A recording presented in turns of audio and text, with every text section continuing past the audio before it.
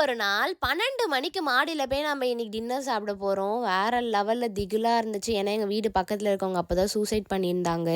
அழகா நான் மேல ஏறி போயிட்டேன். பார்க்கறதுக்கே கொஞ்சம் இருட்டா திகிலா இருந்துச்சு. ஏதேதோ சத்தம் வர மாரியே இருந்துச்சு. அதுவும் தனியா வேற வந்திருக்கேன். கொஞ்சம் பயமா இருந்துச்சு.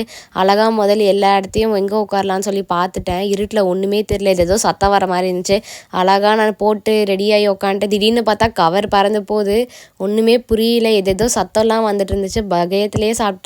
சாப்பாடு எப்படி இருக்குன்னு கூட என்னால் சொல்ல முடியல. ஏன்னா ஏதேதோ சத்தம் வந்துட்டே இருக்குது. செம திகிலாக இருந்துச்சு. அப்புறம் ரசித்து ருசி சாப்பாடை சாப்பிட்ருந்தேன். ஆனாலும் பயம் மட்டும் உள்ளே போன மாதிரியே இல்லை. அழகாக ராத்திரி 12 மணிக்கு சாப்பிட்ருந்தேன். யாரும் வர கூட இல்லாததுனால திகுன்னு இருந்துச்சு. பின்னாடி இருந்து யாரோ வர மாதிரியே எனக்கு என்னமோ ஒரு ஃபீலாக இருந்துச்சு. உங்களுக்கும் அந்த மாதிரி ஃபீலாக இருந்ததுன்னா கீழே கமெண்ட் பண்ணுங்கள். எப்படியோ சாப்பிட்டு முடிச்சு சீக்கிரம் கிளம்புனா போதும்டான்னு ஆயிடுச்சு. ஒரு மாதிரி பயமாகவே இருந்தது உள்ளுக்குள்ளே. எப்படியோ நான் வெற்றிகரமாக சாப்பிட்டு நெக்ஸ்ட் நான் சேலஞ்ச் பண்ணலான்னு சொல்லி கீழே கமெண்ட் பண்ணுங்கள். பாய்.